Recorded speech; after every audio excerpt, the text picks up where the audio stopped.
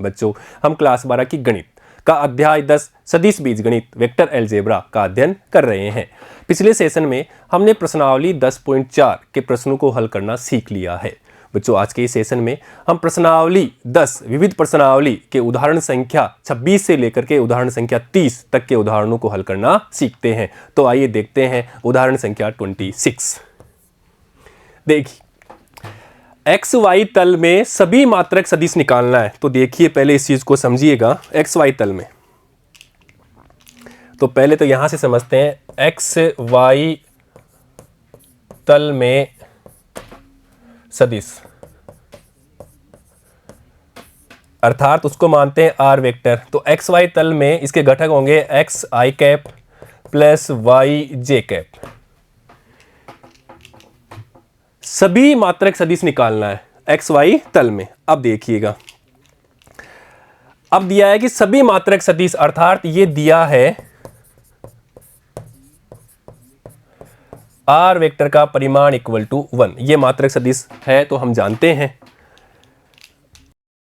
इसलिए are vector का परिमाण का इसको परिमाण इज इक्वल टू यहां से x square plus y square का अंडर रूट, ये किसके बराबर है 1 के बराबर। अर्थात x square plus y square बराबर 1। अब देखो ये क्या है, एक वृत्त का समीकरण है। वृत्त का समीकरण, अब इसको ऐसे समझिएगा, एक वृत्त को निरूपित करेगा। अब बोल रहा है कि मात्रक एक यूनिट हो अर्थात आर वेक्टर 1 के बराबर है। तो मान लेते हैं ये दिया है आर वेक्टर 1 के बराबर। अब यहां पे देखो एक वृत्त को निरूपित कर रहा है अर्थात यहां भी होगी, यहां भी एक वेक्टर होगा, यहां पे भी एक वेक्टर होगा, यहां पे भी एक वेक्टर, यहां पे भी एक वेक्टर, चारों तरफ ये एक वेक्टर होगा। मात्रक कितना दिया है, 1 दिया है। अर्थात ये क्या बनेगा, एक सर्किल बन जाएगा। अर्थात वो सर्किल को निरूपित करेगा जिसकी दिशाएं, ये संभावित सभी दिशाएं होंगी। संभावित सभी दिशाएं,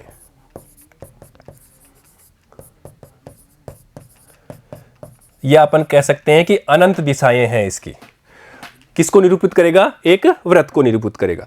अब देखिए ये अपने पास में मान लेते हैं r vector is equal to 1 है। ये यहां से ये एक्स, ये इसके पास में यहां से इसके ऊपर ये एक्स एक्स है और यहां पे इसके ऊपर लंब डाल देते हैं तो ये दूरी वाई एक्स है और ये इसका 1 है। तो ये कौन कौन क्या है, थीटा है। तो यहां से देखिएगा x equal to cos theta और y equal to sine theta प्राप्त होगा। ध्रुवीय रूप में हो गया। यहाँ से x equal to cos theta और y equal to sine theta. ये क्या है अपना 90 डिग्री है तो ये आधार हो जाएगा, ये लंब हो जाएगा और ये अपना कर्ण हो जाएगा। तो यहाँ से हमें x और y के मान प्राप्त होंगे, x बराबर कोस थीटा और y बराबर साइन थीटा। अब देखिएगा हमने लिया था vector r vector equal to x i cap plus y j cap is equal to cos theta i cap plus sine theta j cap. ये मान रख दिया यहाँ पे x के और y की जगह। आर वेक्टर इक्वल टू यहाँ पे देखिए कोस theta i cap plus sine theta j cap. अब इसका मात्रक लेना है अर्थात मापांक आर वेक्टर का मापांक equal to cos square theta plus sine square theta का अंडर रूट, ये किसके बराबर हो गया 1 के बराबर। अर्थात क्या सदिश प्राप्त हो गया, मात्रक सदिश, जो किसको निरूपित करता है, एक वृत्त को निरूपित करता है, दर्शाता है या निरूपित करता है, जिसकी दिशाएं अपन बात कर चुके हैं। संभावित सभी दिशाएं होंगी, ये वाली सभी दिशाएं होंगी, क्योंकि यहाँ पे क्या है 0 एक मात्रक लेना है तो ये भी दिशा होगी, ये भी होगी, ये भी होगी, ये भी होगी, सारी दिशाएं होंगी। और वो किसको निरूपित करता है, एक वृत्त को करता है, x square y square equal to 1। ये एक वृत्त को निरूपित कर देता है जिसकी दिशाएं संभावित सभी दिशाएं होंगी, या अपन कह सकते हैं अनंत दिशाएं होती है। तो बच्चों इस प्रकार हमने यहाँ पे इसको सोल्व कर लिया कि एक्स वाई तल में सभी मात्रक सदिश लिखिए। तो एक्स वाई तल के सभी मात्रक सदिश इससे निरूपित कर जाएंगे। X cos theta i cap plus y sine theta j cap, इसकी सहायता से सारे मात्रक सदिश निरूपित हो जाएंगे जो कि एक वृत्त को निरूपित करता है। ठीक है बच्चों, नेक्स्ट देखते हैं क्वेश्चन 27।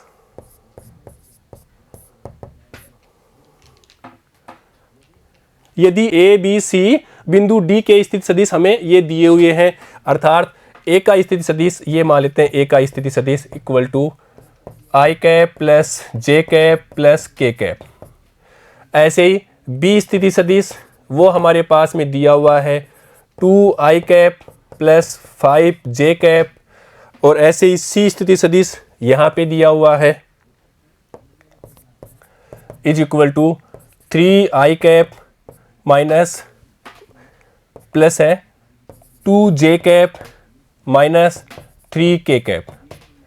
ऐसे ही डी स्थिति सदिश वो दिया हुआ है आई cap minus 6 J cap minus k cap.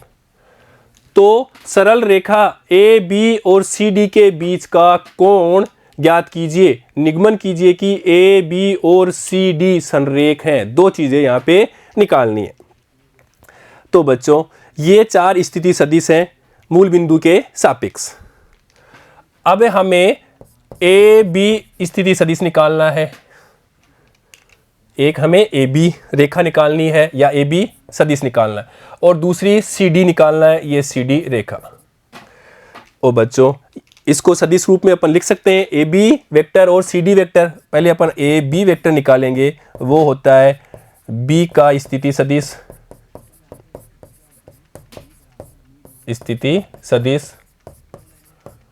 Minus a का स्थिति सदिश,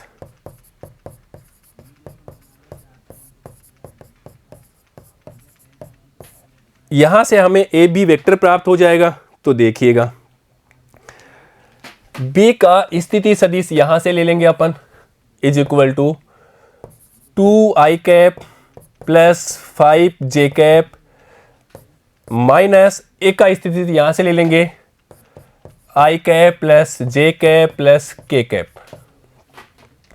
ये अपन ले लिया यहां से। अब देखिए इसको अपन सोल्व करते हैं, 2i माइनस आई तो आई कैप, 5j और माइनस जे तो प्लस 4j कैप, और माइनस के कैप बचेगा, यहाँ नहीं है तो माइनस के कैप। ये अपने पास प्राप्त हो गया a b vector, a b सदिश। ऐसे ही हमें निकालना है सी डी सदिश। तो बच्चों सी डी सदिश निकाल लेते हैं। तो देखिएगा सी डी सदिश इज इक्वल टू डी का स्थिति सदिश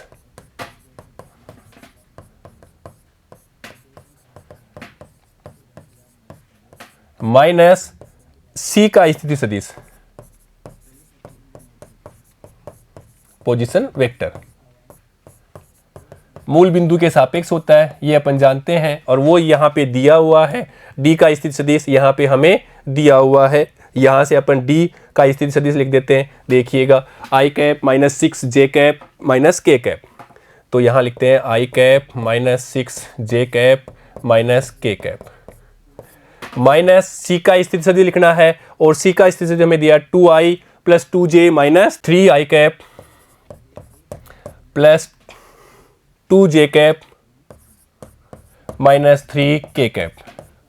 और इसको अपन सोल्व करते हैं तो देखिएगा आई कैप और यहाँ माइनस 3i कैप अर्थात minus 2i cap, minus 6j और यहाँ पे माइनस हो जाएगा ये मल्टीप्लाई, तो यहाँ से माइनस 8j कैप, माइनस और ये भी माइनस माइनस प्लस हो गया, तो यहाँ से प्लस 2k कैप प्राप्त होगा। ये माइनस का और ये प्लस का हो गया तो 2k कैप। ये अपने पास सी डी वेक्टर प्राप्त हो गया। अब हमें बोल रखा है कि इन दोनों रेखाओं के बीच का कोण निकालना है। ए बी और सी डी ये दो रेखाएं हैं, इनके बीच का कोण निकालना है। मान लेते हैं ये अपने पास में वेक्टर है, ये रेखा है, ये बना रहा है ए बी, और यहाँ पे कोई दूसरा वेक्टर है वो है ये है सी डी। इनके बीच का कोण हमें थीटा निकालना है, और वो अपन जानते हैं, यहाँ से देखिएगा अपन कर सकते हैं a b vector dot c d vector, dot product करते हैं, वो होता है ए बी वेक्टर का परिमाण सी डी वेक्टर का परिमाण कोस थीटा के बराबर होता है। ये अपन जानते हैं। अब हमें यहां से कोस थीटा चाहिए, अर्थात थीटा चाहिए, तो cos theta equal to a b vector dot c d vector upon a b vector का परिमाण और सी डी वेक्टर का परिमाण प्राप्त हो जाएगा। और बच्चों ए बी वेक्टर और सी डी वेक्टर हमने निकाल लिया, वो रख देते हैं, इसलिए cos theta is equal to a b vector यहाँ से लिख देते हैं। ए बी वेक्टर का मान i cap plus 4j cap minus k cap, तो यहाँ लिखेंगे i cap plus 4j cap minus k cap dot c d vector का मान यहाँ से लिख लेंगे minus 2i cap minus 8j cap और प्लस 2k कैप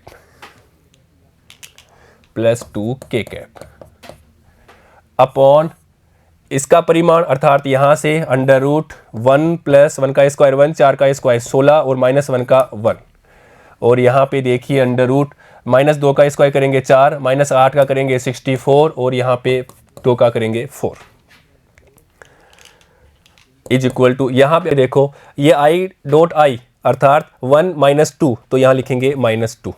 ऐसे ही जे डॉट जे वो 1 होता है, तो 4 इंटू, तो यहाँ लिखेंगे प्लस 4 इंटू माइनस 8। ऐसे ही प्लस के डॉट के 1 होता है, तो यहाँ है माइनस 1 इंटू 2, और ये वैल्यू पॉजिटिव लेना है इसलिए मोड ले लेंगे अपॉन, यहाँ पे देखो अंडर रूट 18, यहाँ पे भी अपन देखते हैं टोटल करते हैं तो ये हो जाएगा 72 इज इक्वल टू, यहाँ पे देखो माइनस 2, यहाँ से माइनस 32 और यहाँ पे माइनस 2 अपॉन, इसको लिख सकते हैं अपन 9 इंटू 2 और इसको लिख सकते हैं 36 इंटू 2, इसलिए कोस थीटा इक्वल टू, यहाँ पे देखो माइनस 34 36 तो 36 अपॉन, यहाँ पे 3√2 लिख सकते हैं और यहाँ पे देखिएगा 6, इसको लिख सकते हैं √2। 36 का 6 हो गया, ये √2 अंदर रह गया, ये 9 का 3 हो गया और √2 अंदर रह गया, तो देखिएगा, या अपन इसको लिख सकते हैं माइनस 36 अपॉन, यहाँ पे देखो √2 क्या हो जाएगा 2 हो जाएगा और 6 18 इंटू 2, तो ये भी हमारे पास में प्राप्त होगा minus 36 upon 36 is equal to minus 1।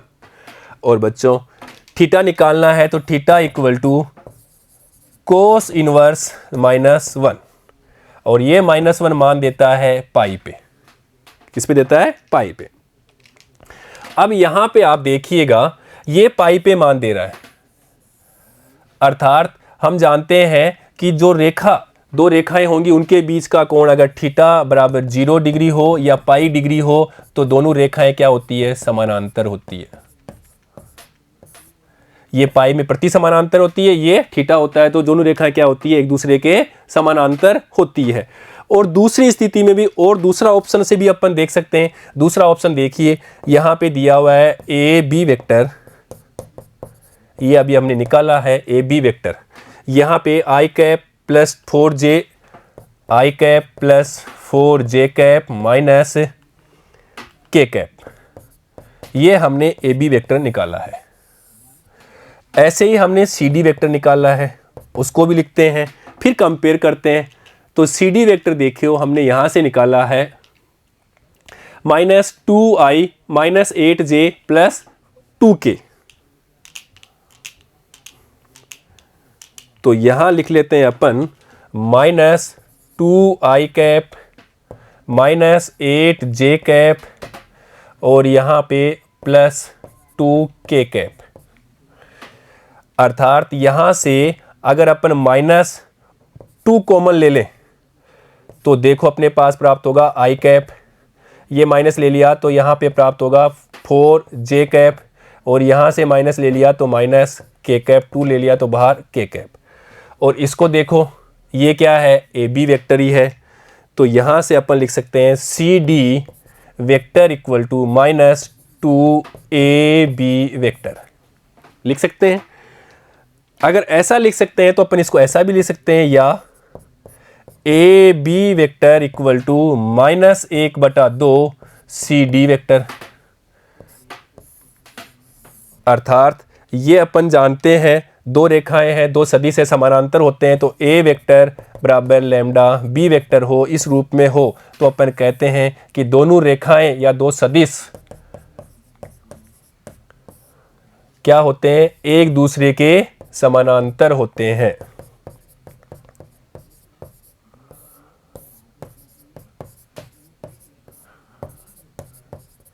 तो ऐसे भी अपन इसको सिद्ध कर सकते हैं, इस तरीके से भी। और जैसे हमने क्या किया है, ये हमने थीटा निकाल लिया। थीटा किसके बराबर आया, थीटा बराबर आया पाई के।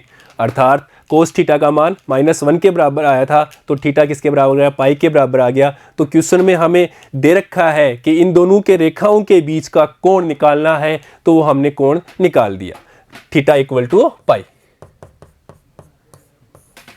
फिर हमें दिया है कि निगमन कीजिए कि ए बी और सी डी संरेख है, और संरेख होने के लिए थीटा इक्वल टू 0 डिग्री हो या थीटा इक्वल टू पाई हो तो अपन बोलते हैं संरेख है, या अपन a vector equal to lambda b vector हो तो भी अपन बोलते हैं दोनों संरेख हैं। ये दोनों कंडीशन हमने सिद्ध कर दी, तो हमारा क्वेश्चन सोल्व हो गया। ठीक है बच्चों, नेक्स्ट देखते हैं उदाहरण 28।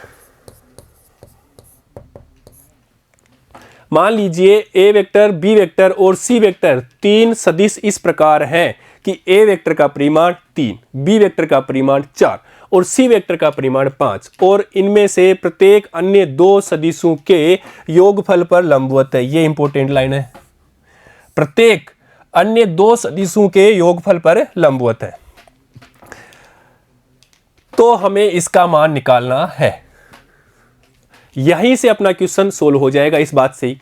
देखिएगा, दो सदिश एक दूसरे पे लंबवत होते हैं, अर्थात एक मान लेते हैं कोई भी ए वेक्टर है और दूसरा बी वेक्टर है, ये एक दूसरे पर लंबवत होते हैं, तो अपन कह सकते हैं a vector dot b vector equal to 0। क्यों? क्योंकि a vector b vector cos theta होता है, ए वेक्टर का परिमाण बी वेक्टर का परिमाण कोस थीटा, थीटा 90 तो 90 का मान 0, इसलिए ए वेक्टर बी वेक्टर क्या हो जाएगा, 0 के बराबर हो जाएगा। तो दो सदिश एक दूसरे के लंबवत होते हैं, तो ये कंडीशन अपन फॉलो करेंगे। अब इसको पढ़ेंगे, एक वेक्टर है ए, एक वेक्टर है बी और एक वेक्टर है सी। प्रत्येक अन्य दो, तो प्रत्येक का मतलब है ये ए वेक्टर, ये बी वेक्टर और ये सी वेक्टर। अन्य दो अर्थात इसको छोड़ना, इसको छोड़ के अन्य दो ये हो जाएंगे, अर्थात बी प्लस सी, B vector plus c vector, ये अन्य दो पर योगफल पर लंबवत है। और लंबवत के लिए यहां से लेकरेंगे तो ये डॉट लगाया और ये 0 कर दिया, पहली बात। अब दूसरे के लिए प्रत्येक अन्य दो कौन सा, ए वेक्टर प्लस सी वेक्टर, ये भी लंबवत है, तो ये डॉट लगाया, ये 0 लगाया। इसी प्रकार यहां पे ये डॉट लगाया, ये ए वेक्टर प्लस यहां पे b vector is equal to 0। ये बात यहां से मिल गई। अब देखो, इसको अपन सोल्व कर लेते हैं, डॉट प्रोडक्ट कर देते हैं, इसलिए इसका अपन डॉट प्रोडक्ट करते हैं। तो a vector dot b vector plus a vector dot c vector is equal to 0। ऐसे यहां से देखिएगा, b vector dot a vector, या इसको ऐसे भी लिख सकते हैं, a vector dot b vector plus b vector dot c vector is equal to 0। ऐसे यहां से देखिए, सी वेक्टर, या अपन लिखें a vector dot c vector plus b vector dot c vector equal to 0, ये यहां से प्राप्त हो गया। अब देखिएगा, हमें निकालना है a vector plus b vector plus c vector का परिमाण निकालना है। तो बच्चों हम जानते हैं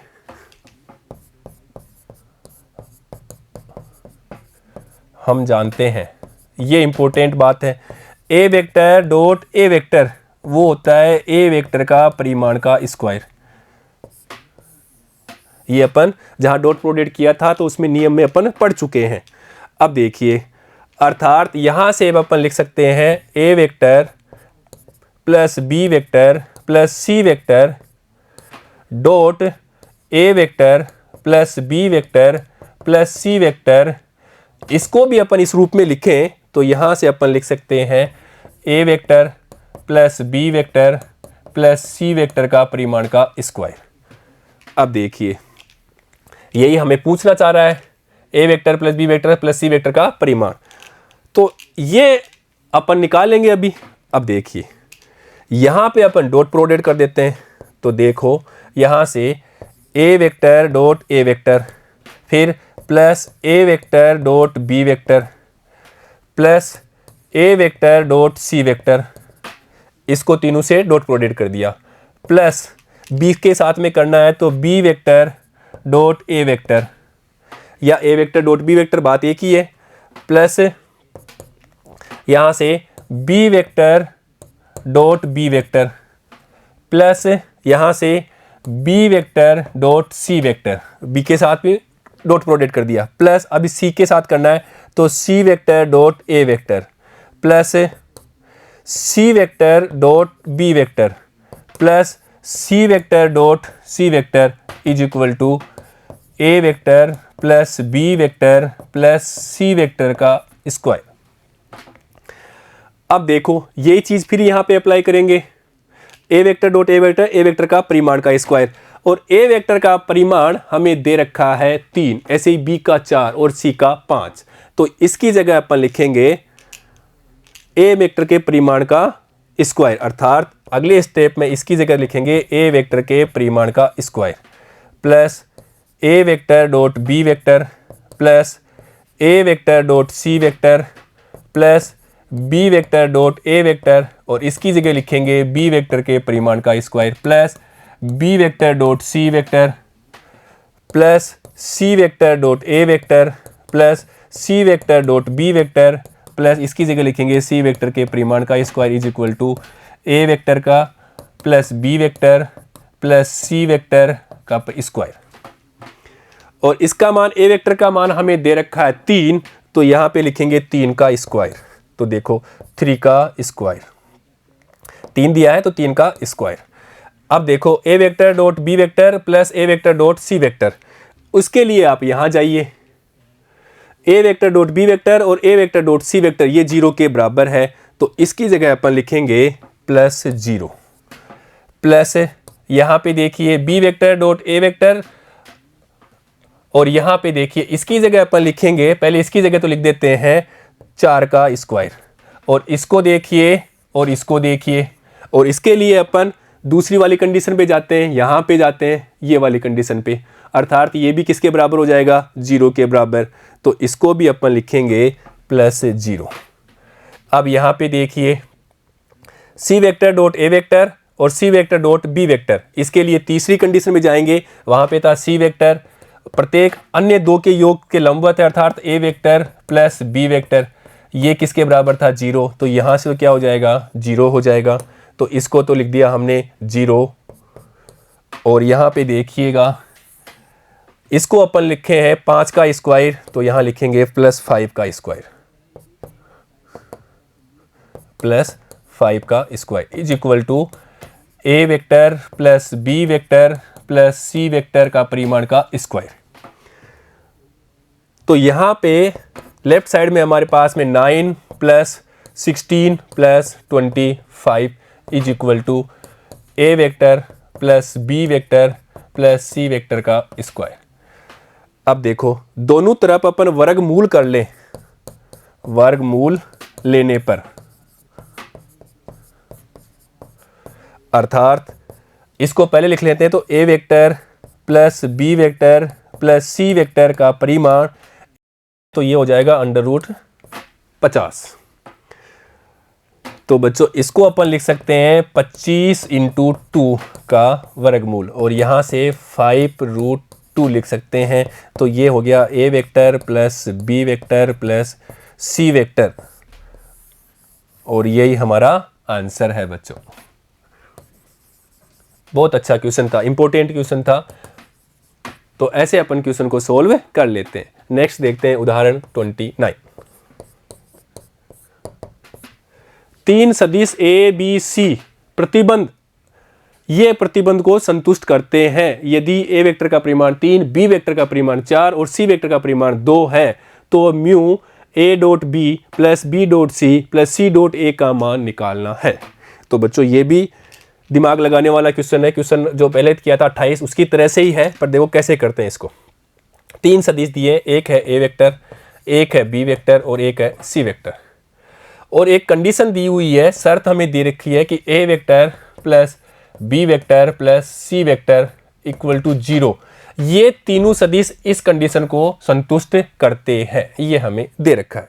तो देखिए, अर्थात अपन कहें कि a vector dot a vector plus b vector plus c vector करेंगे तो ये भी 0 के बराबर होगा, संतुष्ट कर रहा है। इसी प्रकार बी वेक्टर को लेते हैं और a vector plus b vector plus c vector, ये भी संतुष्ट करेगा। इसी प्रकार से देखिए, c vector dot a vector plus b vector plus c vector is equal to 0, ये भी संतुष्ट करेगा। ये तीनों इस कंडीशन के हिसाब से संतुष्ट करेगा। अब देखो, यहाँ अपन डॉट प्रोडक्ट कर देते हैं, इज इक्वल टू पहले इसका कर देते हैं, तो a vector dot a vector plus a vector dot b vector plus a vector dot c vector equal to 0। पहले इसी को कर लें, तो इसको अपन जानते हैं कि a vector dot a vector हो, उसको अपन लिख सकते हैं ए वेक्टर के परिमाण का स्क्वायर, ऐसे लिख सकते हैं। तो या इसको अपन लिखेंगे ए वेक्टर के परिमाण का square plus a vector dot b vector plus a vector dot c vector is equal to 0। और ए वेक्टर का परिमाण हमें दिया हुआ है 3, तो यहाँ पे सीधा ही लिख देंगे 3 का स्क्वायर तो 9 plus a vector dot b vector plus a vector dot c vector equal to 0। तो देखिएगा, यहाँ से हमारे पास में a vector dot b vector plus a vector dot c vector equal to -9 प्राप्त हो गया। समीकरण 1 दे देते हैं। इसी प्रकार से दूसरी कंडीशन को फॉलो करते हैं। दूसरी कंडीशन अपने पास में यहाँ पे है, ये वाली कंडीशन को फॉलो कर लेते हैं। तो देखिएगा, b vector dot a vector plus b vector plus c vector equal to 0। Dot product करते हैं, तो b vector dot a vector plus b vector dot b vector plus b vector dot c vector equal to 0। ये बात सही है, dot product कर दिया। इसको अपन लिख सकते हैं बी वेक्टर के परिमाण का स्क्वायर, और बी वेक्टर का परिमाण हमें यहाँ पे दिया हुआ है 4, तो वहाँ पे लिख देंगे 4 का स्क्वायर। तो बच्चों यहाँ तो सीधा ही अपन लिख देंगे, तो देखिएगा b vector dot a vector plus 4 का स्क्वायर लिखेंगे तो 16 plus b vector dot c vector equal to 0। अर्थात b vector dot a vector plus b vector dot c vector equal to -16, ये समीकरण 2 प्राप्त हो गया। और इसी प्रकार से तीसरी कंडीशन को भी फॉलो कर लेते हैं, और तीसरी कंडीशन है तीसरा प्रतिबंध।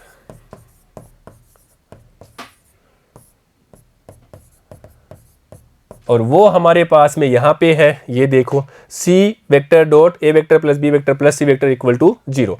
तो c vector dot a vector plus b vector plus c vector is equal to 0। Dot product करते हैं, तो c vector dot a vector plus c vector dot b vector plus c vector dot c vector equal to 0। इसको लिखेंगे, इसको अपन भी लिखेंगे c vector के परिमाण का स्क्वायर। क्यों लिखेंगे, ये अपन यहाँ पे जानते हैं, ये अभी हमने दिखा है यहाँ पे, यहाँ से। और बच्चों, सी वेक्टर का परिमाण हमें दिया हुआ है क्वेश्चन में, वो दिया हुआ है 2, तो वहाँ पे लिखेंगे 2 का स्क्वायर। तो देखिए is equal to c vector dot a vector plus c vector dot b vector is equal to, वहाँ ले जाते हैं इक्वल टू -4, इसको देते हैं समीकरण 3। अब देखो, समीकरण 1 प्लस 2 प्लस 3 योग करने पर, देखो योग अपन करते हैं समीकरण 1, 2 और 3 का। तो समीकरण 1 अपने पास यहाँ पे है, तो इसको लिखेंगे a vector dot b vector plus a vector dot c vector. एक बार अपन लेफ्ट साइड वाले को सारे जोड़ लेते हैं, फिर राइट साइड को एक साथ जोड़ लेंगे। तो अब देखिए समीकरण 2 से, और समीकरण 2 यहाँ पे है हमारे पास में, इसको भी अपन क्रमविधि में लगा देंगे। तो a vector dot b vector लिख लेते हैं सीधा ही, plus a vector dot b vector plus यहाँ से भी b vector dot c vector, plus समीकरण 3 भी यहाँ से देखो, तो समीकरण 3 में भी क्रमविधि में लिख के यहाँ लिख देते हैं a vector dot c vector plus यहाँ पे b vector dot c vector. अब राइट साइड को करते हैं is equal to, right side में देखिए -9, ये -9, यहाँ पे देखो समीकरण 2 में -16, तो यहाँ लिखते हैं -16, और समीकरण 3 का -4, तो यहाँ लिखते हैं -4। अब यहाँ देखो a vector dot b vector है, और यहाँ पे ए वेक्टर डॉट बी वेक्टर 2 बार है। इसी प्रकार ए डॉट सी, ये भी 2 बार है। इसी प्रकार ए डॉट सी और बी डॉट सी और बी डॉट सी, ये भी 2 बार है। तो अपन इसको यहाँ लेफ्ट साइड में लिख सकते हैं 2 a vector dot b vector plus b vector dot c vector plus c vector dot a vector is equal to, और यहाँ पे अपन टोटल कर लेते हैं। तो देखिएगा यहाँ से अपने पास टोटल हो जाएगा 9, और यहाँ पे 19, और ये 29 का माइनस।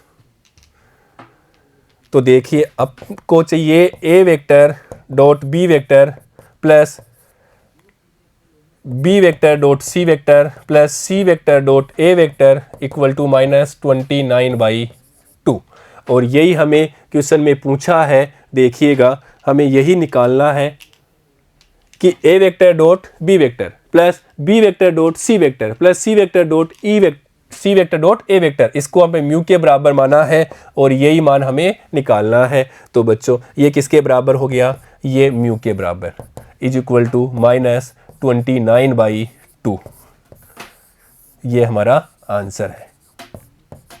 तो ऐसे अपन क्वेश्चन को सोल्व कर लेते हैं। इंटरेस्टिंग क्वेश्चन है, क्वेश्चन को हमें आना चाहिए, कैसे सोल्व करता है ये हमें पता होना चाहिए, डॉट प्रोडक्ट आना चाहिए, और हमें फॉर्मूला आना चाहिए, तो अपन क्वेश्चन को सोल्व कर सकते हैं। और देखिए उदाहरण 30, देखिएगा उदाहरण 30 भी समझने वाला उदाहरण है। देखिएगा यदि परस्पर लंबवत मात्रक सदिश i j k की दक्षिणावर्त पद्धति के सापेक्ष अल्फा ये वेक्टर बीटा वेक्टर दिया है, तो बीटा को बीटा बराबर बीटा1 प्लस बीटा2 के रूप में अभिव्यक्त कीजिए। अर्थात हमें बीटा1 और बीटा2 का मान निकालना है, और उसके लिए हमें कंडीशन दी हुई है यहाँ पे। तो पहले तो जो कंडीशन दी हुई है उसको लिखते हैं, अर्थात बीटा1 वेक्टर अल्फा वेक्टर के समानांतर है, और 2 वेक्टर एक दूसरे के समानांतर होते हैं वो हम जानते हैं, इसलिए बीटा1 vector is equal to lambda alpha vector. ये इस कंडीशन के हिसाब से लिख लिया। अब दूसरी कंडीशन देखिए, यहाँ पे दूसरी कंडीशन हमें दे रखी है कि बीटा2 अल्फा के लंबवत है। दूसरी कंडीशन हमारे पास में दे रखी है कि बीटा2 वेक्टर इज इक्वल टू बीटा2 वेक्टर अल्फा वेक्टर के लंबवत है, और 2 वेक्टर एक दूसरे के लंबवत होते हैं, वो कंडीशन में अपन जानते हैं। तो यहां लिखेंगे बीटा2 vector dot alpha vector equal to 0। ये जो कंडीशन दी उसको हमने लिख लिया। अब देखिए हमें दिया हुआ है कि अल्फा वेक्टर का मान और बीटा वेक्टर का मान भी दे रखा है। तो देखिए alpha vector equal to 3i cap minus j cap दिया हुआ है। इसी प्रकार बीटा वेक्टर का मान भी दिया हुआ है, beta vector equal to 2i cap plus j cap minus 3k cap, ये दिए हुए हैं। अब देखो समीकरण 1 से, समीकरण 1 से, और समीकरण 1 है बीटा1 vector equal to lambda alpha vector. इसलिए beta 1 vector equal to lambda और अल्फा वेक्टर का मान यहां से लिख देंगे, तो यहां से लिखेंगे 3i cap minus j cap. ये अपने पास प्राप्त हो गया बीटा 1 वेक्टर। और बच्चों हमें दे रखी है कि बीटा बराबर बीटा 1 प्लस बीटा 2। तो देखिए दिया है beta vector equal to beta 1 vector plus beta 2 vector, ये हमें दिया है। तो यहां से beta 2 vector equal to beta vector minus beta 1 vector is equal to, तो लिखेंगे 2i cap plus j cap minus 3k cap, और ये माइनस, और बीटा 1 वेक्टर का मान अपन निकाल चुके हैं यहां से, तो ये भी लिख देते हैं। तो बीटा 1 वेक्टर का मान लिखेंगे यहां से lambda 3i cap minus j cap. यहां पे अपन सोल्व करते हैं तो देखिएगा 2 और यहां से हो जाएगा माइनस 3 लैम्डा आई कैप। ऐसे ही जे कैप और यहां से जे कैप, तो लैम्डा से मल्टीप्लाई करेंगे, ये माइनस से भी तो प्लस हो जाएगा, तो यहां पे लिखेंगे plus 1 plus lambda j cap. ऐसे यहाँ पे देखो माइनस 3k कैप और यहाँ पे है नहीं, तो ऐसे रहेगा। तो ये अपने पास प्राप्त हो गया बीटा 2 वेक्टर। अब देखो, अब हमें दे रखा है कि बीटा 2 अल्फा एक दूसरे के लंबवत हैं, तो समीकरण 2 से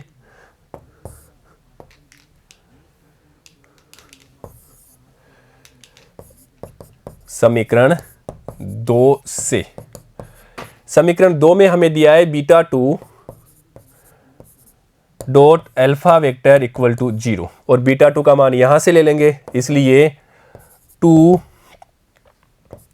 minus 3 lambda i cap plus 1 plus lambda j cap minus 3k cap, ये अपने पास में बीटा 2 डॉट अल्फा, और अल्फा वेक्टर का मान यहां से दिया हुआ है क्वेश्चन में, अल्फा वेक्टर का मान 3i cap minus j cap, तो यहां लिखेंगे 3i cap minus j cap is equal to 0। इसको सोल्व करेंगे तो हमें लैम्डा का मान प्राप्त होगा, इसलिए i डॉट आई, तो यहां से देखो ये 2 माइनस 3 लैम्डा और यहां पे है 3, तो ये हो जाएगा i dot I 3 plus J dot J, ये 1 हो जाएगा, तो यहां पे देखो 1 प्लस लैम्डा और यहां पे माइनस 1। ऐसे ही यहां से माइनस ये k डॉट के, तो यहां पे तो 3 हो जाएगा और यहां पे 0 है, ये 0 के बराबर है, इज इक्वल टू यहां से देखिएगा 6 माइनस 9 लैम्डा प्लस, अब यहां पे देखो, यहां पे अपन सोल्व करेंगे पहले इसको, तो ये हो जाएगा minus 1 minus lambda equal to 0, या 6 minus 9 lambda minus 1 minus lambda equal to 0 is equal to, अब अपन किसको सोल्व करते हैं तो देखिएगा 10 लैम्डा, ये 10 हो गया, उधर लेकर 10 लैम्डा इज इक्वल टू 5, तो लैम्डा इक्वल टू 1/2 प्राप्त हो गया। लैम्डा का मान हमने प्राप्त कर लिया। अब ये लैम्डा का मान हम कहाँ रखेंगे, बीटा 1 और बीटा 2 निकालने में रखेंगे, तो देखो बीटा 1 का मान निकालने के लिए अपन यहाँ से रख देते हैं, समीकरण 1 में रख दो, या अपन यहाँ पे भी रख सकते हैं। देखो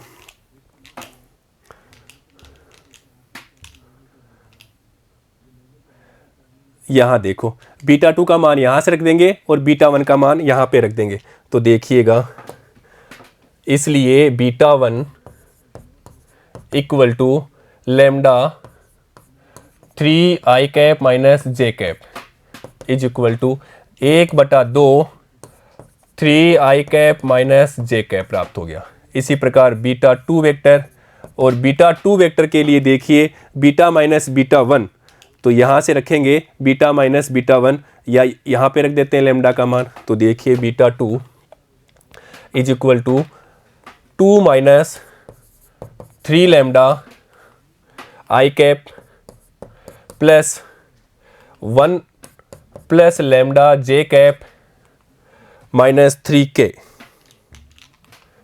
minus 3k cap is equal to 2 minus 3/2, ये 3 और लैम्डा किस गए minus 1/2 i cap plus 1+1/2 j cap minus 3k cap is equal to 4 minus 3/2 i cap, यहां से 2+1/2 j cap minus 3k cap is equal to, यहाँ पे देखिए अपन solve कर लेते हैं तो 1/2 आई कैप, यहाँ से 3/2 जे कैप माइनस 3k कैप, ये अपने पास प्राप्त हो गया β2 वेक्टर। और यही हमें निकालना था कि β1 β2 वेक्टर का मान, तो β1 वेक्टर और β2 वेक्टर का मान हमने निकाल दिया और यही हमारा आंसर है बच्चों। तो बच्चों ऐसे अपन क्वेश्चन को सोल्व कर लेते हैं। तो बच्चों आज हमने इस सेशन में प्रश्नावली 10 विविध प्रश्नावली के उदाहरण 26 से लेकर के उदाहरण 30 तक के उदाहरणों को हल करना सीख लिया है। बच्चों नेक्स्ट सेशन में हम प्रश्नावली 10 विविध प्रश्नावली के प्रश्नों को हल करना सीखेंगे। ठीक है बच्चों, धन्यवाद।